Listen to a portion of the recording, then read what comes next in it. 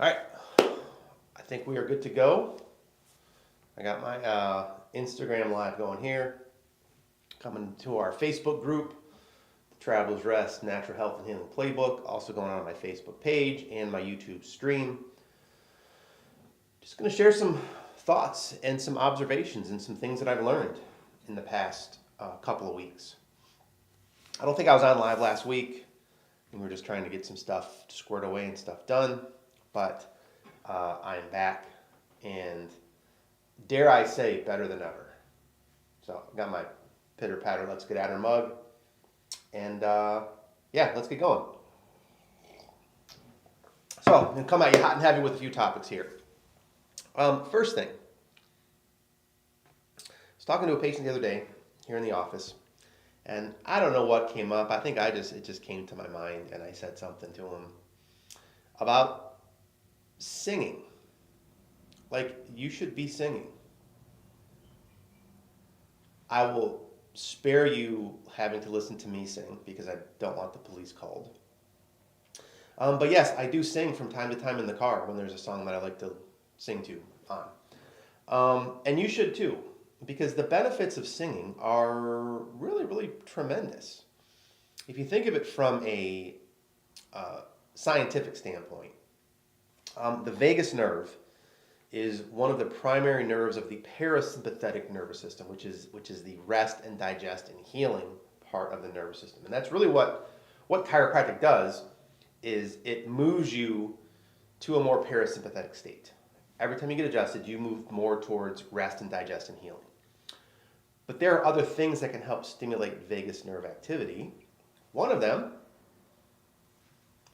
singing. When you sing, it helps stimulate the vagus nerve.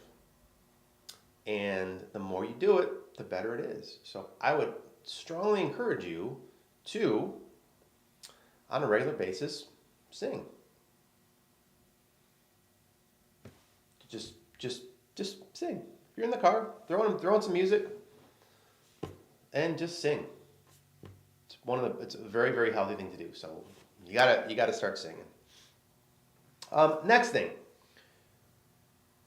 One of the things that I picked up recently, and I forget where I read it from, one of the coaches or one of the newsletters that I subscribe to, because I subscribe to a bunch of them, is think about things that you can do to move the needle of your health. Pick 2, 3, or maybe 4 things that you can do on a fairly regular basis. I mean, the goal would be to do them every day. Sometimes you won't get to it. But what are 2 or 3 or 4 things you can do that can help move the needle and put you to a more healthy state? Hey, one of them could be singing. One of them could be, all right, I'm going to sing 10 minutes a day. Maybe you stretch every day, or you exercise, or you hang out with your loved ones and you're really fully present with your loved ones every day. But pick a few things you can do every day to help move the needle of your health. That would be hugely beneficial to do, and just make it like what his name's David Meltzer, what he calls a non-negotiable. Create some non-negotiables in your life and some things that you can do every day that you do without fail. Whether it's pray, meditate, journal, read, eat good organic food, hug your kids, hug your spouse, whatever you do. But just have a few things that you do to help create better health. Next thing is, next week is going to be a very exciting week for me. Exciting, challenging, exhausting. Next week I go to Chicago for a few days, and there's a conference I'm going to. I went to my first Delta experience in Dallas in February, and it was just outstanding. It was transformational. One of the people that I coach with, and I'm part of his very high-level group, is Dr. Alok Trivedi, aka Dr. Rewire. And the whole goal of working with him is, what he helps to help you do is he helps you to rewire your brain and help to let you express yourself better, clear out old traumas, old patterns, old habits, old mindsets, and really help get you more focused on your values and your mission. So that's going to be next Wednesday and Thursday. Actually getting to go spend some time with my good buddy Kevin Raftery. Going to hang out with him for a few days too, which is going to be great. But Delta, I've never been to a thing like Delta before, and I'm really looking forward to it next week. It's going to be awesome. If you want more information about Dr. Trivedi, I definitely can hook you up. He just released a book. I'll probably talk about the book one of these times. I'm going to read it here probably on the plane when I'm traveling next week. It's called Wired for Wealth, his new book. I highly recommend it. Haven't even read it yet, but I can already tell you, you should get it. But I'll probably have some more stuff to say about that in the coming weeks. But yeah, Delta next week, going to be awesome. I was actually on, speaking of Dr. Trivedi, I was on a Q&A call. I'm on with him and his group every week. And we do a Q&A call every Tuesday. It's great stuff. And he usually, when he's on, he usually gives a little, you could say monologue, diatribe, little just precursor before he starts answering questions.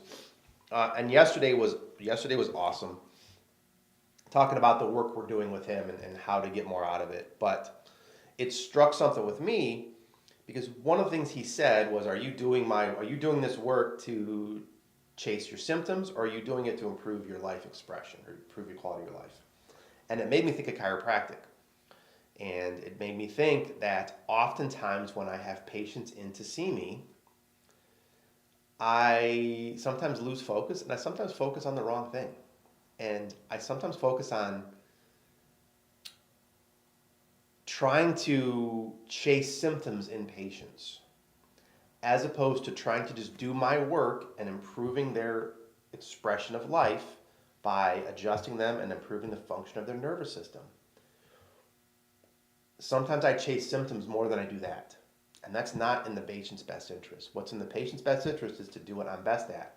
And that is remove nerve interference, balance the body so that it can function as well as it was intended to. Regardless of whether there's symptoms or not, regardless of results, just stay in my lane and do that.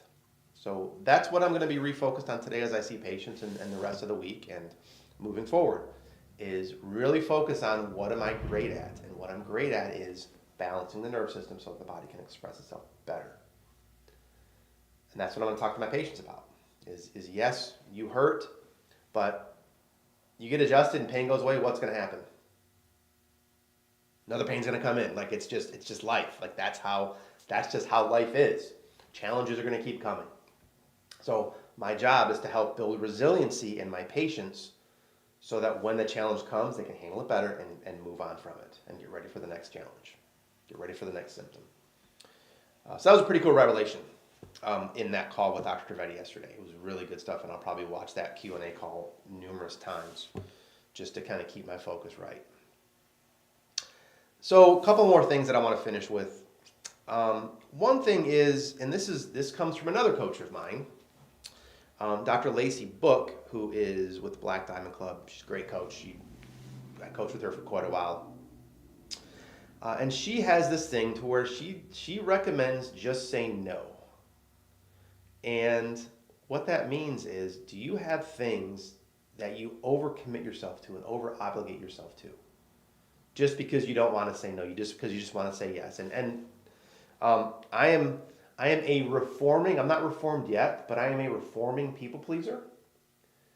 And throughout my life, it's always been extremely easy for me to say yes. And it's been very difficult to say no. Are you like that? Do you have a hard time saying no to people and to opportunities and to obligations that you may create for yourself? If you do, you may want to consider the word no. Because you don't want to overextend yourself. You don't want to over-obligate yourself, because I've done it numerous times in my life. But I'm beginning to say no more and more and more. Another thing that Dr. Lacey says is, no, that doesn't work for me. I've had numerous things come up in the past couple of months. In the office, outside of the office, whatever. And I've begun to just say, no, that's not going to work for me. just not. So keep that in mind as you begin to have. And I actually, you know, I put my name in the hat to run for the a board position, vice president of the Eastside High School Booster Club. I threw my name in the hat. Probably shouldn't have, but thankfully I didn't win the election. I wasn't, so I didn't get the spot. And as I was thinking more and more, I'm like, man, I shouldn't have thrown my name in the hat. That's the last thing I need is to be on a Booster Club board seat. So I didn't get it, luckily. Anyway, so just say no. Just say no. Continue to serve yourself and serve the people close to you more than anybody else. I'm not saying don't be a giver and don't serve, but don't overextend yourself and don't just say yes to everybody because it's too uncomfortable to say no. Get comfortable with the word no. I'm good with that. And honestly, in business, in chiropractic, I'm getting more comfortable hearing the word no too. So putting people in positions, new patients, to make a decision, and it's yes or no. And I don't attach myself to whether they say yes or no. So getting comfortable with saying no and getting comfortable with hearing no. Both those things. A couple of things I want to close with. I know we're over the 11-minute mark, and I don't want to ramble aimlessly for 30 minutes. I want to keep these fairly concise so that you can get on with your day. One thing is, I want you to understand one thing. You're going to mess up when it comes to your health. You're going to make mistakes. So am I. It happens all the time, whether it's with mindset, your mood, your food, your movement, whatever you have as part of like the things you do to be healthy, you're going to mess them up. It's just, it's inevitable. You're going to get off track. You're going to get off kilter. You're going to screw things up. But the key is rebound from them. Learn from them, move on, and get back to doing things the right way. Don't dwell on them. Don't let them continue to push you down. Just move forward and do better next time, because you're going to screw up. And then that's a message for your kids. That's a message for your coworkers. That's a message for everybody. You're going to screw up, and it's okay. Just move on, rebound, do better. Now, so last thing I want to talk about, and this is if my fellow chiropractors hear this, they're probably gonna throw rotten fruit at me and say nasty things about me, and that's okay. The majority of them will. Maybe they will, maybe they won't, but either way. So there's a book. I have it in my bag. I don't have it here. It's called Rays of Dawn by Dr. Thurman Fleet. Dr. Fleet is the one who invented the zone technique that I use. He also invented concept therapy, which you may or may not have heard of as well. So he wrote this book called Rays of Dawn, and it's a powerful, transformative book. I'm going to read it again, soon. It's going to go on my reading list, and eventually, I'd love to do some in-office classes where we kind of do a book study with Rays of Dawn. If you're interested, by all means, hook me up, shoot me a message, because I think that would be way cool. It's one of the greatest books ever written on health and healing. Not just body, but body, mind, spirit, and soul. Like healing on a deep level. And a colleague of mine posted this on social media in the zone. I think he was probably in the zone healing group. I'm in a Facebook group with a bunch of zone practitioners. And so this is amazing. And I want to share it with you because it's words of wisdom that you should definitely abide by. He's talking about fear, and there's a whole chapter on fear in Rays of Dawn. But this really boils down to, and there's a couple sentences I want to highlight. He says, frequently a patient will come to a doctor for treatment, and although concerned about the condition, the patient harbors no fear. The doctor, however, wanting to impress the patient with the seriousness of the condition, instills fear into an untroubled mind. It happens in medical offices and it happens in chiropractic offices all the time. And that's one of the big things is somebody comes in here and they've got a symptom. You know, my number one job is to let them know it's okay. It's going to get better. Like, it's no big deal. Like, whether it's back pain, neck pain, headaches, you know, whatever conditions people walk in here with, just tell them, like, your body's just not functioning right. We'll get you functioning better. Your body will fix whatever's going on. No big deal. That's how I communicate with my patients, because really, like, we get them working better, they're gonna do great, no big deal. What happens in a lot of offices though is, and a lot of practice management companies, they don't teach that. What they want their doctors to do is instill the seriousness and the severity of the condition so that patient will commit to care. And I hate that about my profession. You know, and it's coaching. They're coached. Like, look at this X-ray. Do you see how off you are? Do you see the degeneration that's forming? This is serious. What does that tell the patient in their mind? Holy shit, I'm screwed. That's no bueno. Like, that's no good. Like, one of your main jobs as a patient is to, and this is from another book that I'll talk to you about, never entertain or accept the suggestions of sickness, weakness, or failure. This is from Joseph Murphy. Written tons of books back in the middle part of the 20th century. Amazing stuff. If you look up Joseph Murphy, he's got a treasure trove of books out there. But that's from one of his books. Never entertain or accept the suggestions of sickness, weakness, or failure.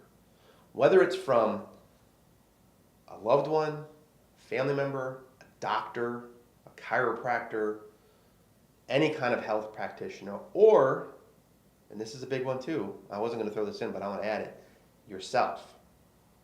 Do not speak to yourself. Do not give yourself suggestions of sickness, weakness, or failure. And I'm guilty of doing it to myself. Like, when I, say I tweak something and my back, I had Monday, I turned a certain way and my back started hurting. And I was like, shit, man, back's jacked up. You can't entertain those feelings. Like, just, oh, my back's tweaked, no big deal, I'll just move on from it. So don't let other people or yourself convince you that you're messed up. And that's the thing that I think patients will notice coming to me, is that I'm not going to do that. I'm going to tell them the truth. And the truth is,